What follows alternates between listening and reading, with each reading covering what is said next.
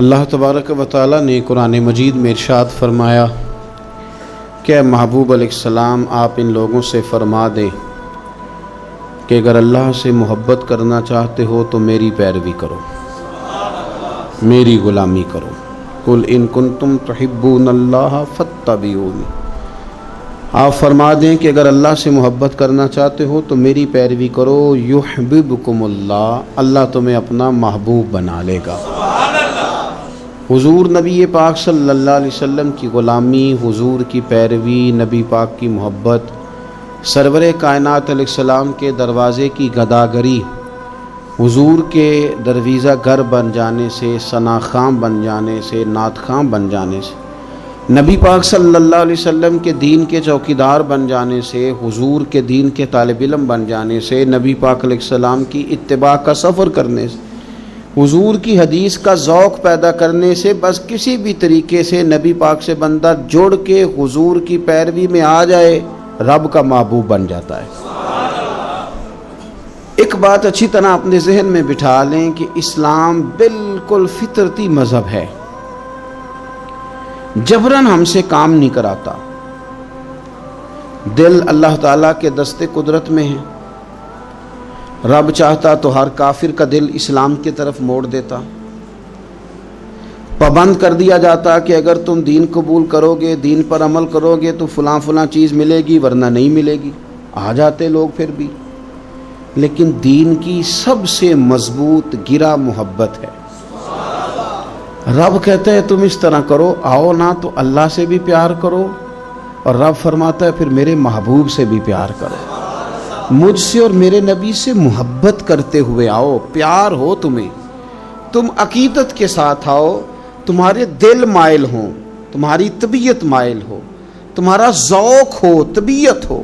دیکھیں اور بات کو سمجھیں، ایمان کی تکمیل کے لیے نبی پاک علیہ السلام نے جو زاویہ دیا وہ دیا کہ تم ہر چیز سے بڑھ کے مجھ سے پیار کرو گے تو ایمان مکمل ہوگا۔ کاش کبھی ہم اس حدیث کی گہرائی میں اتر کر، بڑی معروف ہے، سب کو آتی ہے، لیکن کبھی اتر کر دیکھیں کہ تکمیل ایمان حضور کی محبت کیوں قرار پایا۔ اگر آپ بغیر محبت کے حضور کی طرف بڑھ رہے ہیں اور بغیر محبت کے دین کی طرف بڑھ رہے ہیں تو ہو سکتا ہے کہیں آپ محسوس کریں کہ میں مجبور کر دیا گیا ہوں، کہیں آپ محسوس کریں کہ مجھے اپنے آپ پر جبر کرنا پڑ رہا ہے، لیکن جب محبت ہو جاتی ہے تو محبت محبوب کی طرف کھینچتی ہے۔ محبت زبان پر محبوب کا نام جاری کرا دیتی ہے، محبت محبوب کے تذکرے پر بندے کو لگا دیتی ہے، ذوق بن جاتا ہے، شوق بن جاتا ہے، توانائی پیدا ہو جاتی ہے جذبات میں۔ پھر الفاظ کا ہجوم پاس نہ بھی ہو تو جذبات ہی الفاظ بن جاتے ہیں، پھر ترنم نہ بھی پوری ہو تو انسان کا ذوق ہی اس کے لفظ بن کے حضور کی نعت بن جاتے ہیں۔ شرط یہ ہے کہ محبت ہو۔ پھر ایک اور زاویے سے حضور نے اس بات کو سمجھایا، بخاری مسلم میں موجود ہے، فرمایا اگر تم چاہتے ہو نا کہ تمہیں ایمان کا ذائقہ ملے، ایک روٹی پیٹ بھرنے کے لیے ہوتی ہے، ایک روٹی مزیدار ہوتی ہے۔ پیٹ بھرنے والی روٹی بھی بندہ مجبور ہو تو کھا کے گزارا کر ہی لیتا ہے، لیکن ایک روٹی اس طرح کی آتی ہے کہ سالن سامنے آتے ہی آنکھوں میں خوشی آ جاتی ہے، میری مرضی کا آ گیا بھائی، یہ تو میری پسندیدہ ہے۔ پھر بندہ کھاتا ہے تو کھاتے اس کا چہرہ بتاتا ہے۔ تو ایک ہے کھانا، ایک ہے ذوق سے مزے کا کھانا، ایک ہے مومن ہونا، اور ایک ہے کہ مزہ آ جانا کہ اللہ کا شکر ہے میں مومن ہوں، یعنی مومن ہونے کا مزہ آ جانا، ذائقہ نصیب ہو جانا، لطف نصیب ہونا کہ میں مومن ہوں۔ حضور نے فرمایا تو تین چیزیں پیدا کر، تجھے اللہ ایمان کا ذائقہ عطا کر دے گا۔ ذائقہ ایمان یعنی مومن ہونے کا بھی مزہ، مسلمان ہونے کا بھی مزہ، ذائقہ ملے گا۔ وہ کیا؟ بخاری مسلم میں حدیث ہے، فرماتے ہیں تین چیزیں پیدا کر، ایک تو ہر چیز سے بڑھ کر رب رسول سے پیار کر، سامنے رکھنا، اپنے سامنے رکھ، سامنے رکھ اولاد کو بھی، مال کو بھی، اپنے اقتدار کو بھی، کرسی کو بھی، شہرت کو بھی، یہ بتا کہ یہ چیزیں پیاری ہیں، یا دو قدم آگے بڑھ کے تجھے اللہ رسول پیارے ہیں۔ ہم تو تجربہ نہیں کرتے، لیکن حضرت عمر گھر سے تجربہ کر کے آئے تھے۔ انہوں نے آ کے کہا یا رسول اللہ صلی اللہ علیہ وسلم مجھے ہر چیز سے بڑھ کر آپ پیارے ہیں، پر مجھے جان زیادہ پیاری آپ سے، کیونکہ وہ سچ بولتے تھے نا، سچے لوگ تھے، دیانتدار، صاف کا. یا رسول اللہ صلی اللہ علیہ وسلم میں سوالی بن کے آیا ہوں، حضور یہ مجھے جان آپ سے زیادہ پیاری ہے. تو حضور نے سینے پہ ہاتھ مارا، فرمایا ابھی ایمان مکمل نہیں ہوا. فوراً حضرت عمر بولے کہ یا رسول اللہ حکم کریں، بات بدل گئی ہے، اب آپ مجھے میری جان سے بھی زیادہ پیارے ہو گئے. فرمایا اب ایمان مکمل ہو گیا. ایک تو حضور نے فرمایا کہ ہر چیز سے بڑھ کر رب رسول سے پیار کرو، اور دوسرا نبی پاک نے فرمایا جس سے بھی پیار کرو اللہ رسول کے لیے ہی کرو. انہی محبتوں کا مرکز رب رسول ہوں. یہ سیاسی وابستگیاں، منہ رکھنے کے لیے تعلقات، ضرورت پڑی تو بندہ کام آ جائے گا، چونکہ میری مجبوری ہے، چونکہ مجھے ضرورت ہے، یہ بیچ میں سے نکال دو. خالص اللہ کے لیے کسی سے پیار کرو، مزہ آئے گا ایماندار ہونے کا. اور تیسرا حضور نے فرمایا کفر میں جانا تمہیں اتنا ناپسند ہو جتنا آگ میں جانا ناپسند ہے، پھر تمہیں ایماندار ہونے کا مزہ آئے گا، سرور آئے گا. اور جب ایماندار ہونے کا سرور آئے گا پھر انشاءاللہ نماز پڑھنے کا بھی آئے گا، پھر قرآن پڑھنے کا بھی آئے گا، پھر سنت پر عمل کا بھی آئے گا، خدمت دین کا بھی آئے گا. آپ جب یہ چیزیں پیدا کر لیتے ہیں، حضور کی محبت اپنی طبیعت میں ڈھال لیتے ہیں، پھر کوئی چیز خشک نہیں رہ جاتی. ہمارا یہ مسئلہ بن گیا کہ ہم نہ ہر چیز اجتماعی کے قائل ہوتے جا رہے ہیں. ادھر ساری دنیا جائے گی میں بھی ادھر جاؤں گا، تو یہ کوئی کمال تو نہیں نا. اور مرحوم اعظم نے تو کہا تھا اعظم ہمارے ہاتھ سے پیمانہ ہی گر گیا، ہر الحوث کے ہاتھ میں پیمانہ دیکھ کر. کہتے سارے ادھر چل پڑے تھے تو اب میں نے یہ رستہ چھوڑ دیا ہے. اب میں کسی وہ شاید فراز نے کہا تھا کہ شدت تشنگی میں بھی غیرت میں کشی رہی. بڑی پیاس تھی پر پھر بھی ہم نے غیرت سے پیا جو بھی پیا. شدت تشنگی میں بھی غیرت میں کشی رہی. اس نے جو پھیر لی نظر تو ہم نے بھی جام رکھ دیا. تو ساری دنیا جا رہی ہے تو پھر ہم نے جانا ہے، یہ تو بات ہی ٹھیک نہیں بھئی. اب سارے چونکہ کہہ رہے ہیں یکم ربیع الاول سے 12 ربیع الاول تو اظہار محبت کرنا ہے، تو ٹھیک ہے میں بھی کر دیتا ہوں. یہ محبت جو ہے نا، محبت موسموں کی پابند ہے. یعنی یکم محرم سے 10 محرم تک محبت اہل بیت آپ کریں تو محبت اہل بیت تو ایمان ہے. آپ فقط یکم سے 12 ربیع الاول تک ذکر کریں تو یہ تو ایمان ہے. محبت یہ تو ہر وقت ہونی چاہیے تھی. اجتماعی محبت کا ماحول جو ہم بناتے جا رہے ہیں نا کہ اب ساری دنیا یہ بات کر رہی ہے تو لہذا میں بھی کروں، تو یہ ٹھیک نہیں. کیوں؟ اس لیے کہ سارا مکہ جب مخالفت کرتا تھا اور معاذ اللہ ثم معاذ اللہ طرح طرح کی باتیں کرتا تھا، اس وقت عشق کے سب سے بڑے پیغامبر بن کے حضرت صدیق اکبر کھڑے ہو گئے تھے. انہوں نے بتایا تھا کہ محبت معنیوں الفاظ میں آیا نہیں کرتی، اور یہ وہ شے ہے جو لفظوں میں سمایا نہیں کرتی. ہم کیا اس کو اس طرح پابند کریں گے کہ پہلے سارے پیار کریں تو پھر ہم نے کرنا؟ نہیں، کوئی کرتا تو نہ کرے نا. ہمیں تو پیار ہو گیا ہے مدینے والے سے، ہو گیا ہے تو بس ہو گیا ہے. ان لوگوں نے ہمیں بتایا ہے کہ یہ اس طرح کا ماحول نہ بناؤ کہ اب ساری دنیا چل رہی ہے تو میں نے بھی چلنا ہے. حضور کی محبت ایمان ہے. محبت جو ہوتی ہے نا وہ تو ڈھال دیتی ہے بندے کو، کچھ چیزوں پر مجبور کر دیتی ہے. حضرت عتبہ رضی اللہ تعالیٰ عنہ فرماتے ہیں ایک سادے سے، خوبصورت سے، میٹھے سے، تھوڑے جملے بولنے والے صحابی. کچھ لوگ اپنی سادگی میں مست رہتے ہیں، وہ بالکل ایسے نہ یکدم حضور کے سامنے کھڑے ہوئے آ کے تو عرض کرتے ہیں یا رسول اللہ صلی اللہ علیہ وسلم طبیعت مبارک ٹھیک ہے، چہرے پہ کمزوری ہے. تو محبوب نے فرمایا میں نے کچھ دنوں سے کھانا نہیں کھایا. فقر اختیاری ہے میرے نبی پاک کا، یہ دو جہاں کے شاہ ہیں، بس پاس کچھ رکھتے نہیں، اختیاری فقر ہے، بس کھجور پانی پہ گزارا ہے، کئی دنوں سے کھایا نہیں. صحابی نہ دوڑے گئے گھر میں، ٹٹولا سارے گھر کو، کوئی چیز نہیں ملی کھانے کی. دوست احباب سے پوچھا، کوئی چیز میسر نہ آئی. بنو قریظہ یہودیوں کا علاقہ تھا، ان کے باغات تھے، پہنچ گئے. ایک شخص سے جا کے کہا مزدوری ملے گی؟ ਲੱਗਾ ਜਦੋਂ ਮੈਦਾਨ ਅਜ਼ਲ ਦਾ ਤੇ ਲੋਕੀ ਚੋਰਾਂ ਵਾਂਗ ਸੁਧਾਏ। ਕਿਸੇ ਨੇ ਲੁੱਟ ਲਈ ਇਲਮ ਦੀ ਦੌਲਤ ਤੇ ਉਸ ਹਾਸੇ ਝੋਲੀ ਪਾਏ। ਆ ਸਜਣਾ ਵੇਖ ਜਹਾਲਤ ਸਾਡੀ, ਅਸੀਂ ਇਸ਼ਕ ਖਰੀਦ लिया है। कोई मजदूरी मिलेगी? उसने कहा हाँ कुछ दरख्तों को पानी देना है। मजदूर आया नहीं तो पानी भी ज़रा कुएं में गहरा है, अगर एक डोल पानी का निकालो तो एक डोल के बदले एक खजूर दूंगा। सहाबी ने झोली अपनी फैलाई खजूरें डालने के लिए, एक डोल पानी का निकाल के वहाँ रखते, एक खजूर झोली में डालते, एक डोल निकाल के रखते, एक खजूर झोली में डालते। जब झोली पूरी भर गई खजूरों से तो खुशी खुशी हंसते मुस्कुराते। तोहफे में जज्बा होना चाहिए, तोहफे की कीमत उसका जज्बा होता है। आप महंगा तोहफा लेके आए और हैं आप सियासतदान, निकलवाना आपने कोई काम है तो वो तो सियासी रिश्वत है, वो तोहफा थोड़ी है।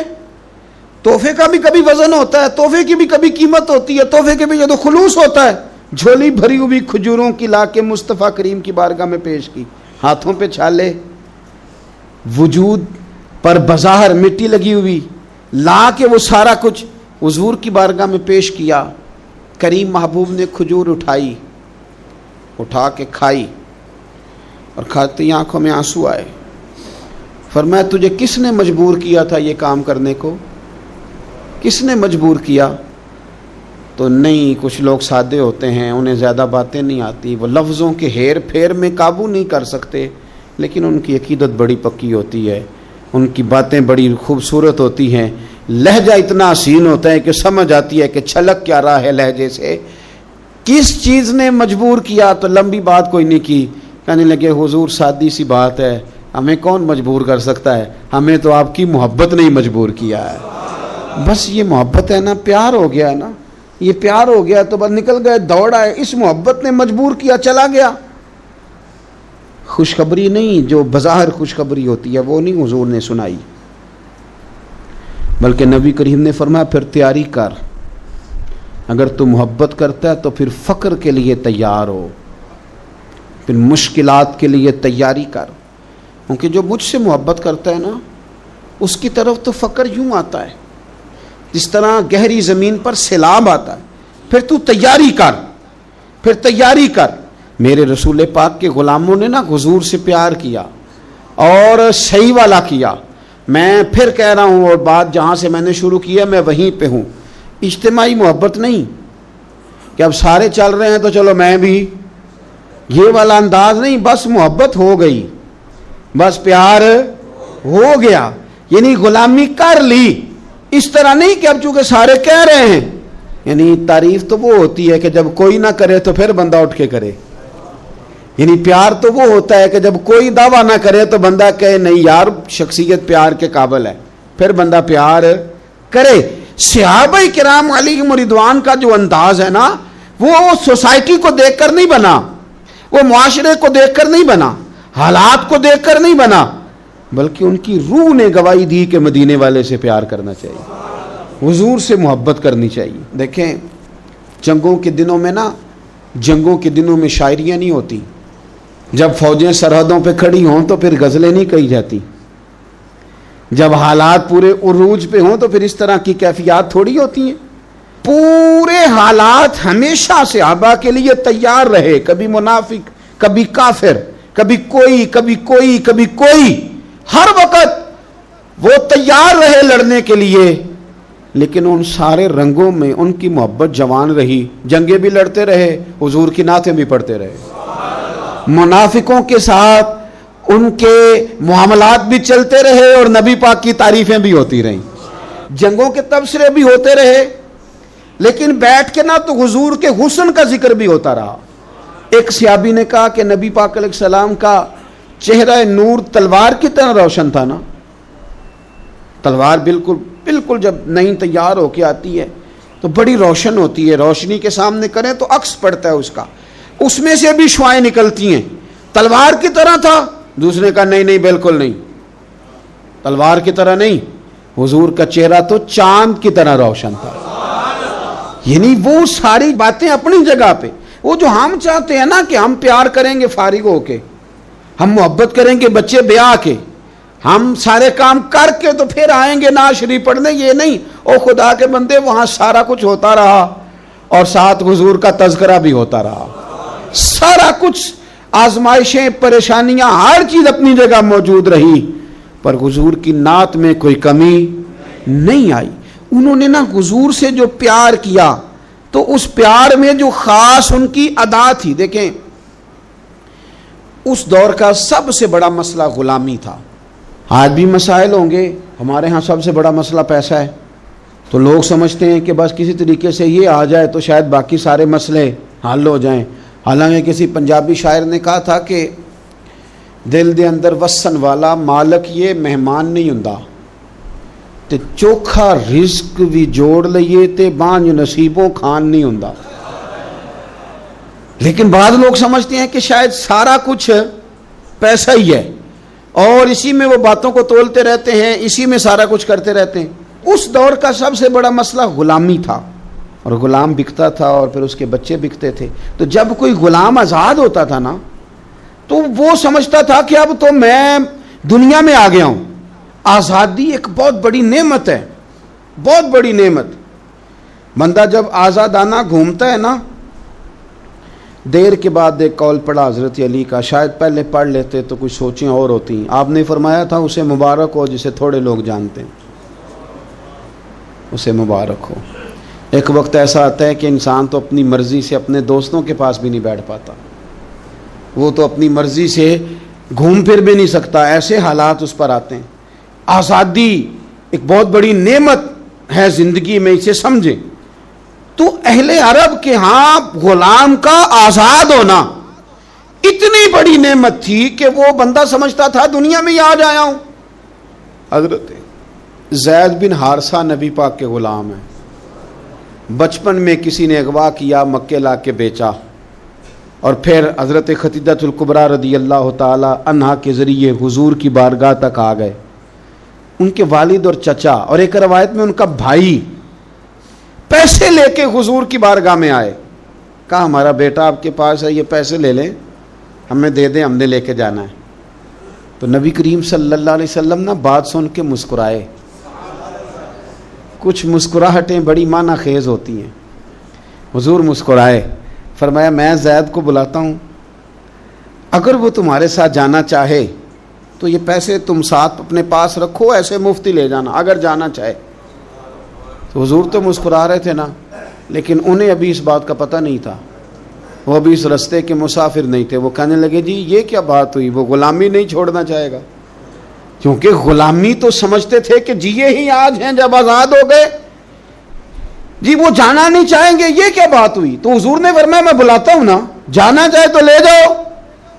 اللہ کے رسول صلی اللہ تعالی علیہ وسلم نے بلایا، جناب زید بن حارثہ آئے، فرمایا والد اور چچا آئے ہیں، یہاں ایک روایت میں تمہارے بھائی آئے ہیں۔ دوڑ کے گئے، بڑے زمانے سے ملے ہوئے تھے، بڑا روئے، بڑا پیار، بڑی باتیں، بیٹا تیری ماں یاد کرتی ہے، تیری بہنیں بلاتی ہیں۔ تیاری ہو گئی، اب جب تھوڑا سنبھلے نا تو حضور نے دھیمے لہجے میں کہا زید یہ تمہیں لینے آئے ہیں، اگر تم جانا چاہو تو میری طرف سے پابندی کوئی نہیں۔ کون نہیں گھر جانا چاہتا، کون نہیں آرام کرنا چاہتا؟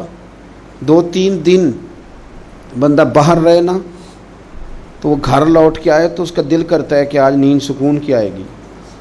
ہم گھومتے ہیں پاکستان میں تو لوگ کہتے ہیں رات رہ جاؤ، زیادہ اصرار کریں تو پھر میں کہتا ہوں یار اپنے بیڈ پہ ہی نیند آتی ہے، تمہیں کیا بتائیں۔ گھر کون نہیں جانا چاہتا، اپنے بہن بھائیوں سے کون نہیں ملنا چاہتا، قرار ہی سارا وہاں ہے، سکون اور راحت ہی وہاں ہے۔ اس کی تو خواب کبھی آ جائے بندے کو اپنے گھر کی تو وہ خواب بڑی تسلی دے جاتی ہے۔ تو حضرت زید سے حضور نے فرمایا جانا چاہو تو چچا کا تو خیال تھا نا کہ یہ دوڑ لگا دے گا، یہ بھاگ جائے گا، گھر قریب آتا ہے تو حضور بھی سواریاں، مدینہ قریب آتا تو تیز کر دیا کرتے تھے، تو یہ تو دوڑے گا۔ لیکن جب کہا نا جانا چاہو تو چلے جاؤ، تو حضرت زید دور کھڑے تھے، دوڑ کے آ کے حضور کے پیروں میں بیٹھ گئے، کہنے لگے سونے ہاں اماں بڑا پیار کرتی ہے، بہنیں انتظار کر رہی ہیں، پر آپ کو چھوڑ کے کون جائے؟ حضور آپ کو چھوڑ کے چلا جاؤں، یعنی آپ کو چھوڑ کے بولے بریلی کے امام، کہنے لگے تیرے قدموں میں جو ہے غیر کا منہ کیا دیکھیں، تیرے قدموں میں جو ہیں، تیرے قدموں میں جو ہیں، تیرے قدموں میں جو ہیں وہ غیر کا منہ کیا دیکھیں، کون نظروں پہ چڑھے دیکھ کے طلبہ تیرا، اور فرمانے لگے تیرے ٹکڑوں پہ پلوں، مجھے غیر کی ٹھوکر پہ نہ ڈال، میں جھڑکیاں کھاؤں کہاں چھوڑ کے صدقہ تیرا۔ حضور یہی رہنا ہے، یہی رہنا ہے، ہمیں کوئی آزادی نہیں چاہیے، کوئی آزادی نہیں۔ یہ غلامی کئی آزادیوں پہ قربان کی، جب پیار ہو گیا، جب محبت ہو گئی تو انداز بدل گئے، طریقے بدل گئے۔ ہم نہ خشک ہو کے آئے ہیں دین میں، خشک ہو کے۔